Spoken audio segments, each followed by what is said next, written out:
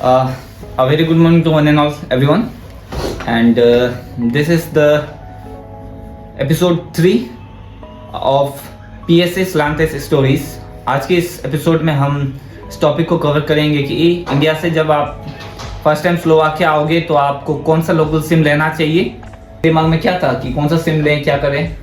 SIM तो पता नहीं था क्या लो क्या नहीं लो, ठीक है। तो वही अब जो हमसे पहले जो लोग दोस्त वगैरह आए थे उनसे भी थोड़ा बात किया तो कौन सा सिम बेहतर रहेगा क्या रहेगा, तो उन लोगों ने भी बताया था कि एक सिम के बारे में, इसका नाम है फोरका।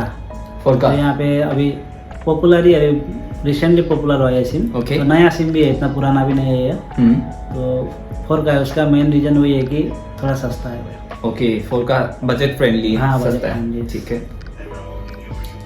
और फोरका को चुनने का मेन ये रीजन ये था कि सस्ता है। हाँ, मेन रीजन तो देखिए सस्ता है, क्योंकि हम लोग को जो चीज़ सस्ता है वही चाहिए। यहाँ पे ज़्यादा डेफिनेटली महंगा चीज़ दे नहीं सकते।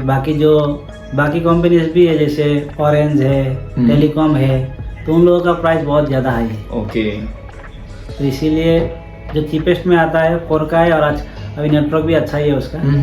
तो फोरका ही लिया हम लोग। ओके, और उसको लेने के लिए क्या डॉक्यूमेंट्स देना पड़ रहा है? डॉक्यूमेंट्स आपका वही पासपोर्ट चाहिए, चाहे वो कोई कैंडिडेट इंडिया से हो, नेपाल से हो, कहीं से भी हो, बस आपका पासपोर्ट लेंगे वो, और आप आएंगे और दूसरे दिन आप वो सिम परचेस कर सकते हैं। हम लोग का क्या हुआ, हम लोग आए, हम लोगों का बगल में ही एक मॉल है, ओके, जो मैक्स मॉल के है, उसमें गए, वहीं पे मिलता है वो सिम। वहाँ पे एक मोबाइल आउटलेट है, उसी में सिम मिलता है।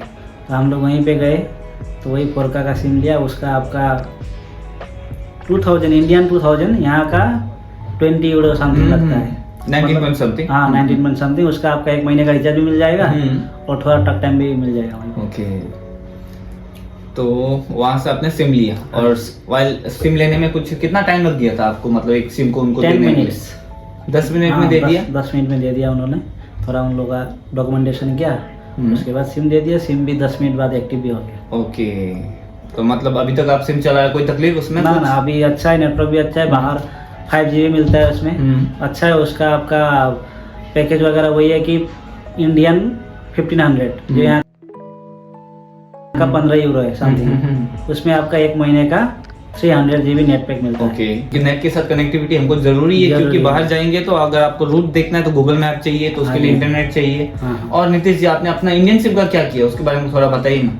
इंडियन सिम का थोड़ा मेरा अभी कॉम्प्लिकेटेड सिचुएशन चल रहा है। मैंने पहले जियो सिम था मेरा, तो जियो में इंटरनेशनल रोमिंग नहीं चल रहा था। जो मेरा आसाम स्टेट का है वो सिम में इंटरनेशनल रोमिंग सपोर्ट नहीं कर रहा। ओके, तो मैंने फिर क्या किया, उसको जियो से एयरटेल ने पोर्ट किया। ओके, तो मेरा वो पोर्ट करने के बाद जो एक्टिव होता है वो 10 to 15 डेज में एक्टिव होता है। तो उससे पहले मैं स्लोवाकिया आ गया, तो मैंने वो सिम मेरा दोस्त को, जो मेरे के बाद में आने वाला है, जो अभी 2-3 दिन बाद आएगा, उसको वो सिम मैंने दे दिया कि तू बाद में ये सिम एक्टिव करा के मेरे को लेके आना वापस। तो वो 2-3 दिन बाद आएगा और मेरा सिम लेके आएगा एयरटेल। ओके, उसके बाद में वहाँ से आने से पहले वो रिचार्ज करके आएगा? रिचार्ज करके आएगा, मैंने बोला है उसको। तो इंटरनेशनल रोमिंग भी एक्टिव करा देना, ओके, और रिचार्ज भी करा के आना।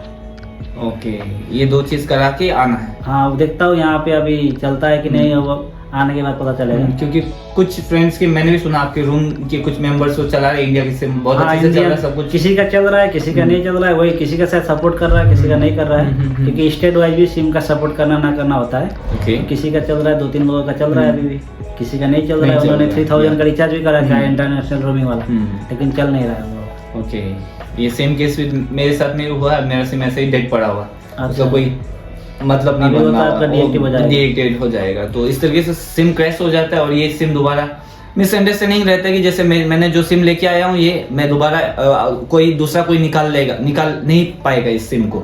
निकाल पाएगा ये? मेरा प्रेजेंस चाहिए उसके लिए? नहीं, आपका सिम जब 3 महीने बाद डीएक्टिव हो जाता है ना, तो फिर वो रिसाइकल में आ जाता है वो सिम। फिर दोबारा वो लोग दूसरों को दे देते हैं वो सिम बाद में। फिर क्योंकि आप जब डीएक्टिव हो जाता है ना, तो आपका डॉक्यूमेंटेशन सब हट जाता है वहाँ से, आपका डाटा सब क्लियर हो जाता है। फिर वो सिम को रिसाइकल करके नया सिम बना के फिर नया कस्टमर को दे देते हैं। ओके, तो ये नीतीश ने काफी अच्छा इन्फॉर्मेशन दिया है हम सब के लिए। ये मुझे पता नहीं, ये मतलब डॉक्यूमेंट्स मतलब इस तरीके से क्लियर कर देते हैं, और ये नंबर फॉरवर्ड कैरी फॉरवर्ड किसी को हो जाता है, तो ये काफी तो अच्छा आप लगा लोग इसको भी जान के। वही इंडियन सिम अगर लेके आना है, हम्म। थोड़ा आप लोग उसका रिसर्च करिए, क्योंकि आपका यहाँ चलता है कि नहीं चलता है, इंटरनेशनल रोमिंग उसमें होता है कि नहीं होता है, क्योंकि अब सबका वहाँ पे बैंकिंग होता है, आधार कार्ड लिंक होता है, पैन कार्ड लिंक होता है, सब कुछ लिंक होता है, तो इंडियन सिम भी जरूरी है हम लोग एक्टिव करके रखना। डेफिनेटली।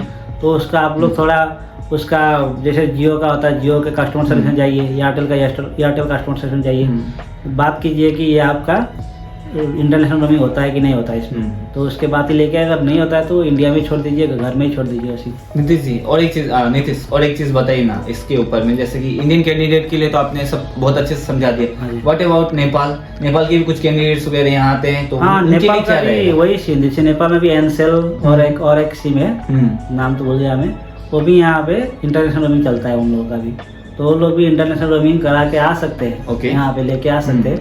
अगर वही अब यहाँ का तो लोकल सिम मिल जाएगा आपको, लेकिन अगर आपका अपना कंट्री का भी सिम एक्टिव करा के रखना है तो उसका भी आप लोग देख लीजिए, सबका अलग अलग सिस्टम है। डेफिनेटली सही बताया आपने, क्योंकि सिम हमारे आजकल बहुत इंपॉर्टेंट हो चुका है नाउअडेज, क्योंकि हमारे सिम में सब कनेक्टेड है बैंक्स के लगे। अगर आपको 10,000 निकालना है तो सिम में एक ओटीपी जाएगा, हाँ जी, हाँ। उसके लिए 9,000 से बिलो करना पड़ेगा, है कि नहीं? कुछ भी अमाउंट के लिए ओटीपी चाहिए। तो इट्स वेरी इंपॉर्टेंट कि हम अपना सिम कैरी करके लेके आए जहां तक हो सके, क्योंकि वहां पे हमारा सिम इतना यूज भी नहीं है। हाँ। अभी हमको मनी ट्रांसफर कुछ भी करना है तो ओटीपी चाहिए। और नाउअडेज आपके मोबाइल में क्या रहता है कि ओटीपी नहीं है, जब तक आप अपना सिम मोबाइल में नहीं डालोगे तब तक वो ये वेरिफिकेशन कंप्लीट भी नहीं करता। पहले तो क्या हो जाता, ओटीपी कहीं चला जाता था और कहीं से बता देता हो जाता था, लेकिन नाउअडेज ऐसा नहीं होता है। तो ये आप अपने हिसाब से अपने लेवल में कर लीजिए। नीतीश और मैंने जो चीज कवर करना था कि इस टॉपिक को अपने एक्सपीरियंस के बेस में हमने आपको बता दिया है, और आप अपना रिसर्च भी कीजिए।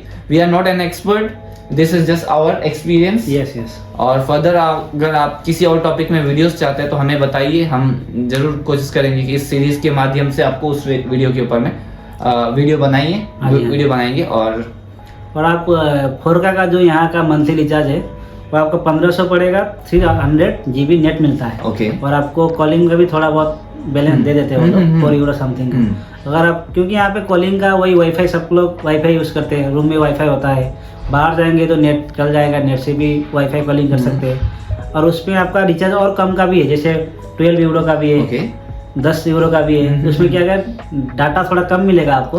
बाद में आप जब जॉब करने लग जाएंगे तो डाटा कम होने से भी हो जाएगा, क्योंकि आपको बाहर थोड़ा बहुत यूज करना है, रूम में आएंगे तो आपका वाईफाई हो ही जाएगा। तो इसी हिसाब से आपका 4K का सबसे बेस्ट है, चीपेस्ट भी है। बाकी सिम दूसरा देखेंगे, जैसे ऑरेंज का हो गया, उसका क्या है प्राइस, मंथली 40 यूरो है।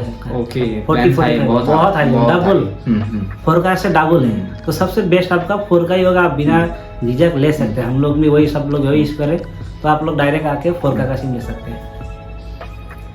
और नीतीश ने काफी अच्छा बता दिया। लेकिन ये अगर कोई ऑरेंज का भी लेना चाहता है तो वो ले सकता है। क्या स्पीड होता है इंटरनेट वगैरह? थोड़ा बहुत क्या है, ऑरेंज बहुत पुराना और नेटवर्क है, तो यहाँ पे सब जगह मतलब 95% जगह में, बहुत रिमोट इलाका में भी चलता है उसका नेट। तो उसके अंडर में ही ये 4K का सिम भी अगर कहीं पे नेटवर्क नहीं आता है तो ऑरेंज के अंडर में वो नेटवर्क लेता है उससे। तो ऑरेंज यहाँ का सबसे बड़ा है। मतलब ओवरऑल देखा जाए तो आप अगर 4K का सिम रहोगे तो कहीं से आप निराश नहीं होंगे। हमारा कहने का मतलब यही है, वर्डिक जो। और बस फिर तो और कुछ तो बताना नहीं, ऑलमोस्ट हमने कवर कर लिया। रिगार्डिंग और कुछ रहता है तो आप डू कमेंट्स, अगर क्या चीज के ऊपर आप वीडियो चाहते हो तो हम कोशिश करेंगे कि नीतीश के साथ में मिलके ये सीरीज को कंटिन्यू करें। Thank you.